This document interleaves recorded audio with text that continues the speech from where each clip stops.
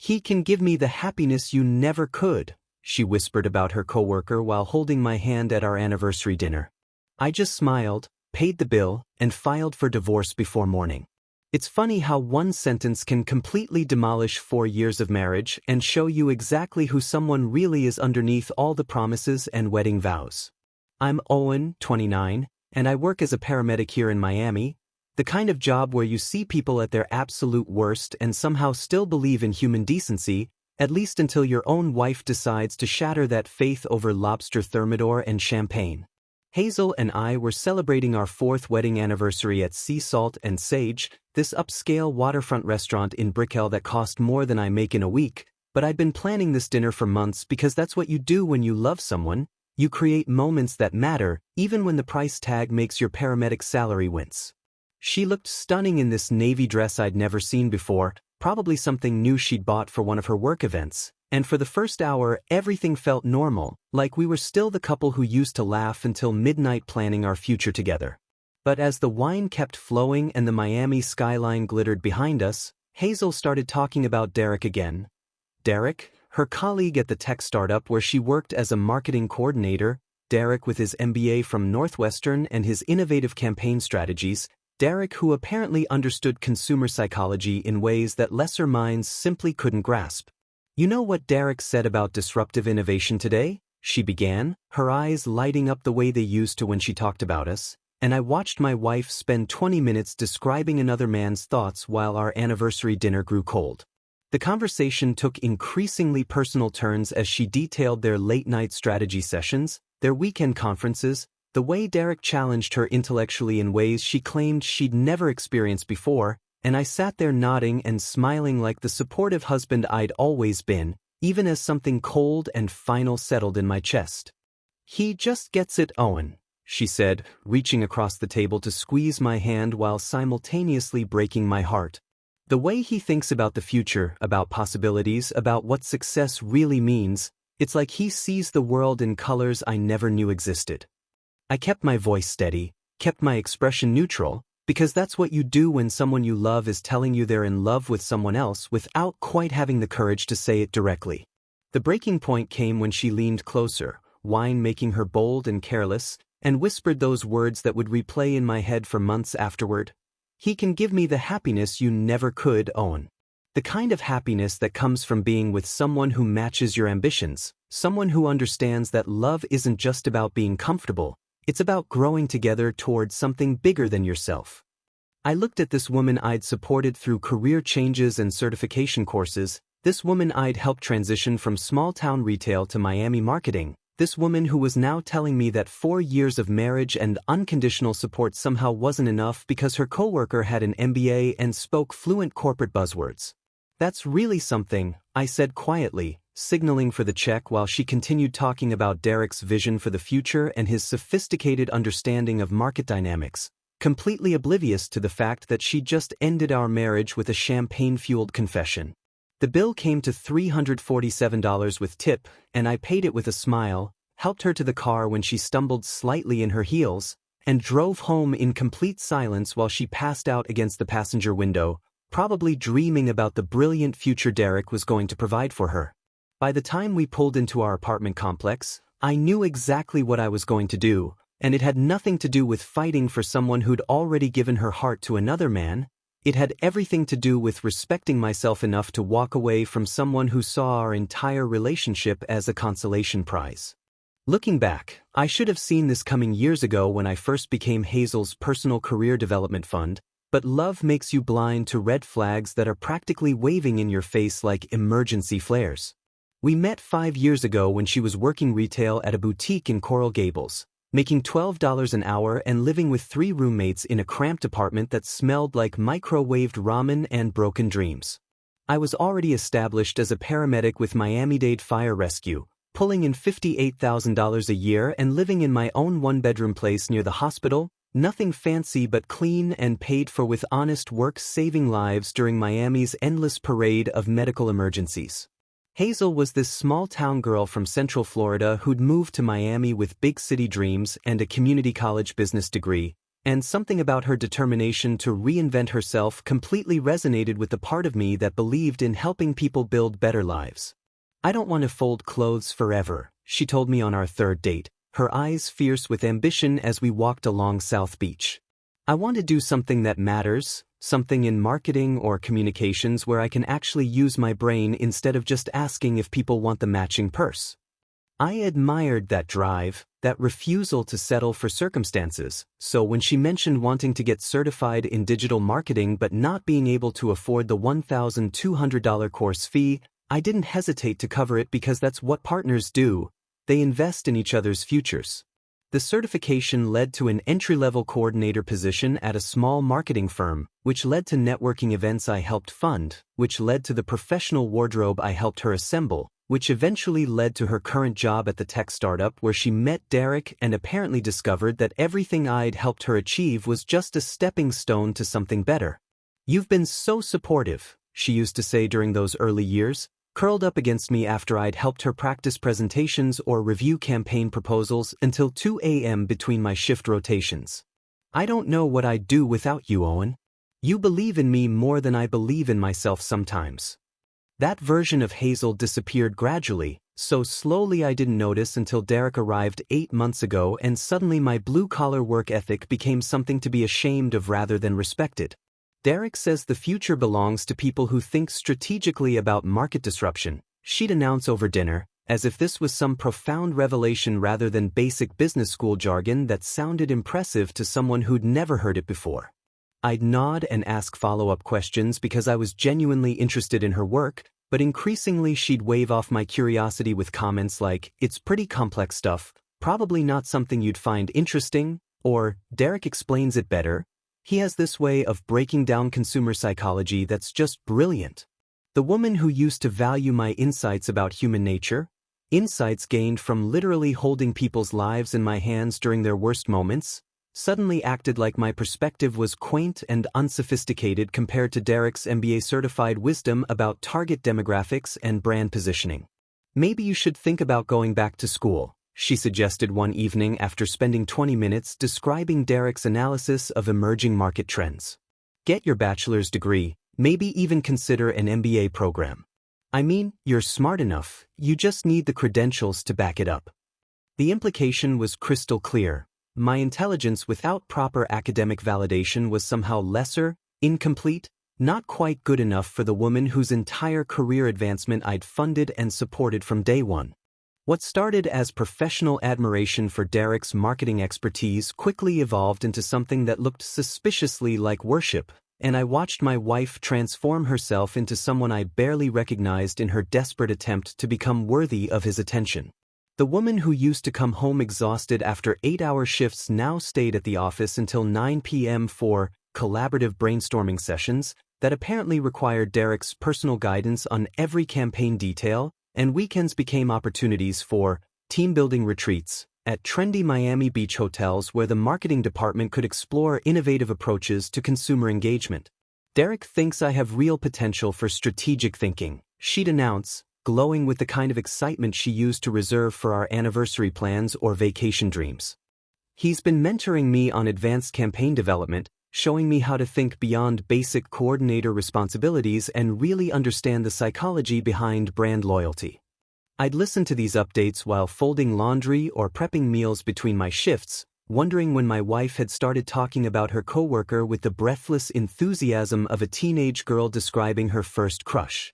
Her entire vocabulary shifted to mirror Derek's corporate speak, peppered with phrases about paradigm shifts and disruptive innovation that she'd repeat like sacred mantras, as if understanding these buzzwords somehow elevated her intellectual status above the small-town retail girl she'd been 5 years earlier. "You know what Derek said about market penetration strategies?"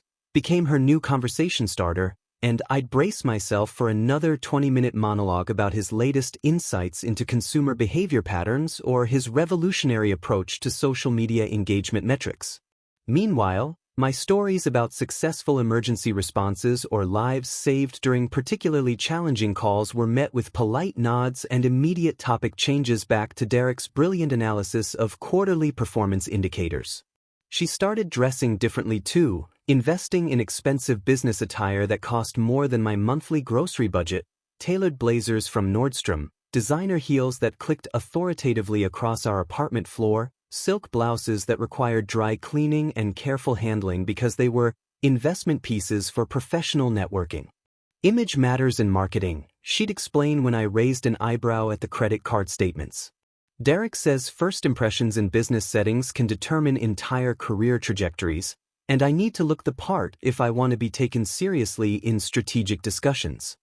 The woman who used to laugh about designer price tags was now screenshotting Derek's LinkedIn posts about industry trends and sharing them as if they contained profound wisdom about life itself, while simultaneously dismissing my observations about human nature, observations gained from literally witnessing people's raw, unfiltered responses to crisis situations as routine emergency response work that lacked intellectual depth. The turning point came when she announced her application for an internal promotion to Senior Marketing Coordinator, a position that would place her directly under Derek's supervision and involve extensive one-on-one collaboration on high-level campaign strategies. This could change everything for us, she said, though her excitement seemed entirely focused on the prospect of working more closely with Derek rather than the salary increase or actual career advancement opportunities. Derek's been preparing me for this kind of responsibility, teaching me to think like a senior strategist rather than just executing other people's ideas. I congratulated her and offered to help with interview preparation, but she waved off my support with a dismissive smile. Derek's already coaching me through the process, she said. He knows exactly what the executives are looking for, and honestly, his insights about positioning myself as leadership material are way more valuable than general interview advice. That's when I realized I wasn't just losing my wife to another man, I was losing her to the fantasy of becoming someone sophisticated enough to deserve his attention, someone who could match his intellectual prowess and professional ambitions, someone completely different from the paramedic's wife who'd once felt grateful for simple stability and genuine love.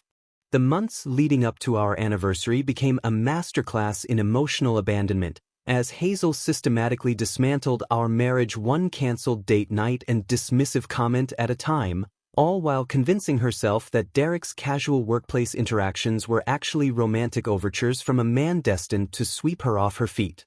Our Saturday morning coffee dates became relics of the past, replaced by urgent marketing campaigns that required her immediate attention and couldn't possibly wait until Monday, though somehow these emergencies always seemed to occur when Derek would also be working weekend hours on strategic initiatives. I know this is disappointing, she'd say, not looking up from her laptop as she typed responses to Derek's supposedly critical emails about brand positioning strategies. But Derek's identified some gaps in our Q3 campaign approach that need immediate addressing, and honestly, this is the kind of dedication that separates serious marketing professionals from people who just punch a time clock. I'd cancel our dinner reservations and spend the evening alone, watching Netflix and wondering when my wife had started treating our relationship like an inconvenient obligation that interfered with her real priority of impressing a man who probably spent his weekends with his actual friends instead of obsessing over quarterly performance metrics. When she'd return from these marathon work sessions, she'd be practically glowing with excitement about Derek's latest insights or his praise for her strategic thinking, treating me like a roommate she occasionally shared living expenses with rather than the husband who'd supported her through years of career struggles and self-doubt. Derek thinks I have natural instincts for consumer psychology, she'd announce while getting ready for bed, as if this observation from her married coworker was the validation she'd been seeking her entire life.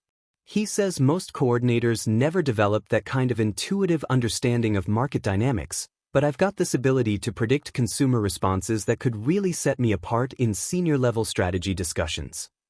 Our intimate moments became increasingly rare and mechanical, with Hazel's mind clearly elsewhere even when her body was present, and I'd catch her staring at the ceiling afterward with this dreamy expression that definitely wasn't inspired by anything that had just happened between us. "You seem distracted lately," I'd say, reaching for her hand, only to have her pull away with a sigh about needing to review Derek's feedback on her latest campaign proposals before their morning meeting. "It's just work stuff," she'd explain, but her tone suggested that work stuff was infinitely more interesting and important than whatever domestic concerns her husband might have about their deteriorating relationship. The comparisons became more frequent and more brutal as she convinced herself that Derek's professional success somehow reflected superior character qualities that I obviously lacked. Derek's thinking about pursuing his doctorate in business psychology, she'd mention casually over dinner. He says continuous learning is what separates leaders from followers, and honestly, I admire someone who's always pushing themselves to grow intellectually rather than just accepting whatever level they've reached. The implication that I was content with mediocrity while Derek represented unlimited potential became a recurring theme in our conversations, as if my satisfaction with meaningful work saving lives somehow indicated a lack of ambition compared to someone who spent his days analyzing consumer purchasing patterns. I just think it's important to surround yourself with people who challenge you to be better, she'd say when I'd point out that my job required constant learning and adaptation to new medical protocols and emergency response techniques. Derek's always reading these fascinating books about market disruption and innovative leadership strategies, and he shares these insights that just completely change how I think about professional growth and personal development. By the time our anniversary dinner arrived, I already knew our marriage was over. I just hadn't expected her to make the official announcement while holding my hand across a candlelit table, wine-drunk and careless enough to finally say out loud what her behavior had been screaming for months. While Hazel slept off her champagne-fueled confession in our bedroom, completely oblivious to the fact that she'd just nuked our marriage with her Derek worship session, I sat at our kitchen table with my laptop and methodically dismantled 4 years of shared life with the same calm precision I used during medical emergencies. First, I photographed every important document: our lease agreement, joint bank account statements, credit card bills, insurance policies, the marriage certificate that was about to become expensive scrap paper. Because when someone shows you exactly who they are, you believe them and plan accordingly. By 3 a.m., I had a comprehensive inventory of our shared assets, $18,000 in joint savings that I'd contributed roughly 75% of, our shared checking account with another $4,200, the lease on our apartment that ran through December, and the various household items we'd accumulated during our relationship, most of which I'd purchased while supporting Hazel's career transition and expensive taste in investment pieces.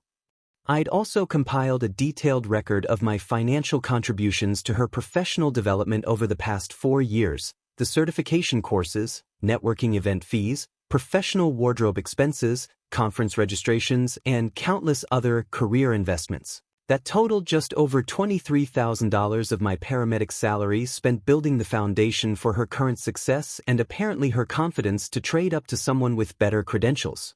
The divorce attorney's office opened at 8 a.m., and I was their first call of the day, speaking quietly into my phone while Hazel continued sleeping off the alcohol that had loosened her tongue enough to finally tell me the truth about our marriage. "I need to file for divorce," I told the receptionist, my voice steady despite the surreal nature of planning my separation while my wife lay unconscious 20 feet away. Irreconcilable differences, no children, joint assets but relatively straightforward division. How quickly can we get this process started? By noon, I had an appointment scheduled for the following day, a clear understanding of Florida's divorce procedures, and a recommendation to open individual bank accounts immediately to protect my assets during the separation process. I spent Tuesday moving half of our joint savings into a new checking account, transferring my direct deposit to my individual account, and quietly removing my personal items from our shared spaces while Hazel was at work, probably gushing to Derek about her wonderful anniversary dinner without mentioning the part where she'd confessed her emotional affair to her husband. The beautiful irony was that Hazel's fantasy was about to implode spectacularly because Derek, the brilliant marketing strategist she'd been obsessing over for 8 months, was not only completely unavailable but had actually been documenting her increasingly inappropriate behavior as potential harassment that needed to be reported to HR before it escalated further. While she'd been interpreting his professional politeness as romantic interest, Derek had been growing increasingly uncomfortable with her lingering glances during meetings, her tendency to volunteer for every project that involved working closely with him, and her habit of finding excuses to touch his arm during conversations about campaign strategies. He'd already spoken confidentially with his supervisor about maintaining appropriate workplace boundaries with a married colleague who seemed to be developing an unhealthy fixation, and he'd been keeping detailed records of her behavior in case formal action became necessary to protect both his professional reputation and his personal life. When Hazel approached him Wednesday morning with her rehearsed speech about finally being honest about their connection and her plans to leave her husband for someone who truly understood her ambitions, Derek's response was swift, professional, and absolutely devastating. "Hazel, I need to stop you right there," he said, stepping back from her attempted intimate conversation in the break room. "What you're describing is completely inappropriate workplace behavior, and I'm going to need to report this conversation to HR immediately. I'm engaged to my college girlfriend, we're getting married this summer, and I have absolutely no romantic interest in you or any other colleague." The meeting with Human Resources was scheduled for that afternoon. Derek submitted his transfer request to the Chicago office that same day, and by Thursday morning, Hazel's brilliant plan to upgrade from a paramedic husband to an MBA-educated marketing director had collapsed into a professional nightmare that would destroy everything she'd worked to build. Hazel's workplace reputation disintegrated faster than a sandcastle at high tide, and watching her professional downfall unfold through the Miami tech community's gossip network was like witnessing a masterclass in how quickly arrogance can transform into career suicide. The HR meeting that Thursday afternoon became legendary office folklore within 48 hours, as word spread about the married marketing coordinator who'd propositioned her engaged supervisor and then tried to claim their intellectual connection justified her inappropriate advances when he rejected her with documented evidence of harassment. She actually told Derek that his fiancée couldn't possibly understand his brilliant mind the way she did, reported my friend Carlos, whose girlfriend worked in the accounting department at Hazel's company. Apparently she had this whole speech prepared about how they were meant to collaborate on revolutionary marketing campaigns that would reshape the industry, and Derek just sat there taking notes for his HR complaint while she dug her own professional grave. The promotion to senior marketing coordinator that Hazel had been counting on disappeared immediately, given to an external candidate who hadn't sexually harassed their potential supervisor, while Hazel found herself reassigned to basic social media posting duties that any recent college graduate could handle without specialized training or strategic thinking skills. Her colleagues, who'd initially respected her work ethic and apparent dedication to professional development, now viewed every interaction through the lens of her desperate pursuit of Derek, wondering if her previous campaign successes had been genuine achievements or attempts to impress a man who'd never been interested in anything beyond maintaining workplace civility. "The whole marketing team is walking on eggshells around her," Carlos continued with obvious entertainment. "Nobody wants to be alone in meetings with her because she's got this reputation now for misinterpreting professional relationships, and Derek's transfer to Chicago got expedited because the company doesn't want any potential lawsuit exposure from keeping them in the same office." The formal reprimand in Hazel's personnel file effectively ended any future advancement opportunities at the company, as HR had documented her inappropriate pursuit of a colleague, her misuse of work time for personal obsessions, and her unprofessional conduct during team projects that were supposed to focus on marketing objectives rather than romantic fantasies. Meanwhile, Derek's reputation remained untarnished because he'd handled the situation with complete professionalism, documenting everything appropriately and maintaining clear boundaries, while Hazel systematically destroyed her own credibility with behavior that would follow her throughout Miami's interconnected tech industry. "She keeps trying to explain to people that Derek led her on," Carlos reported after another week of office drama, claiming that his mentorship and strategic discussions were actually romantic overtures that she reasonably interpreted as interest, but everyone who worked with him knows Derek treats all his colleagues the exact same way, professionally polite and completely focused on business objectives. The beautiful irony was that Hazel's obsession with Derek's sophisticated intelligence had blinded her to the obvious reality that truly intelligent people don't jeopardize their careers and engagements for office affairs with married subordinates who confuse professional collaboration with romantic destiny. Her fantasy about becoming the kind of woman who deserved Derek's attention had actually revealed her complete lack of understanding about professional boundaries, emotional intelligence, and basic workplace ethics that any genuinely sophisticated person would have recognized as fundamental requirements for career advancement. 6 months after our divorce was finalized, I was sitting in a veterinary clinic waiting room with my rescue dog Max when I met Grace, a 27-year-old veterinarian who would show me what love actually looks like when it's built on mutual respect rather than financial dependency and ego validation.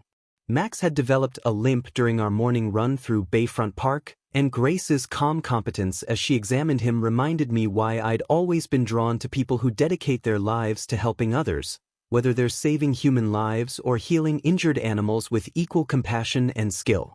"He's going to be fine," she said, her hands gentle as she checked Max's leg for signs of serious injury. "Just a minor strain from overexertion, but I can tell he's well cared for. You're obviously someone who pays attention to the details that matter." We ended up talking for 20 minutes about our work, our love for animals, and the satisfaction that comes from jobs where you actually make a difference in the world. And I realized I was having the kind of conversation I used to dream about having with Hazel before she decided that saving lives was less intellectually stimulating than analyzing consumer purchasing patterns. Grace never once asked about my salary, my education level, or my career advancement plans. She was genuinely interested in the stories about emergency calls where quick thinking and steady hands had helped people survive their worst moments. And she shared equally compelling stories about complex surgeries and the emotional rewards of helping pet owners through difficult medical decisions. "You must see people at their most vulnerable," she said thoughtfully. "That kind of work requires incredible emotional strength and clinical judgment under pressure. I imagine you develop insights about human nature that most people never get to experience." It was the first time in years that someone had recognized the intellectual demands and emotional complexity of my work rather than dismissing it as routine emergency response that lacked sophisticated strategic thinking. Meanwhile, Hazel's attempts at reconciliation had become increasingly desperate and pathetic as her professional reputation crumbled and her personal life fell apart in the wake of her Derek obsession disaster. The phone call started 3 weeks after our divorce papers were signed, with Hazel claiming she'd made a terrible mistake and wanted to work things out like mature adults who'd simply lost their way during a difficult period in their relationship. "I know I hurt you," she said during one late-night call that I answered out of morbid curiosity. "But we had something real, Owen, something worth fighting for, and I think if we could just sit down and talk honestly about what went wrong, we could find our way back to each other." The problem was that nothing had gone wrong in our relationship. Everything had gone exactly as Hazel had planned until she discovered that Derek wasn't interested in being her upgrade from a paramedic husband to an MBA-educated trophy who could validate her transformation from small-town retail worker to sophisticated marketing professional. When I told her I was seeing someone else, someone who actually appreciated the qualities she'd spent months criticizing and dismissing, Hazel's response revealed that she still didn't understand why our marriage had failed or what she'd actually lost when she chose Derek's imaginary future over our real partnership. "You're really going to throw away 4 years for some rebound relationship?" she asked, her voice cracking with genuine disbelief. "We built something together, Owen. I know I made mistakes, but you can't just replace what we had with the first person who shows you attention." The irony was stunning. Hazel lecturing me about not replacing meaningful relationships with the first attractive alternative, when she'd spent 8 months doing exactly that before discovering that Derek's professional politeness wasn't actually romantic interest in helping her escape from marriage to someone she considered intellectually inferior. Grace and I took our time getting to know each other properly, building something based on shared values and genuine compatibility rather than rescue fantasies or professional ambitions, and by the time we moved in together, I finally understood the difference between being loved for who you are versus being tolerated until someone better comes along.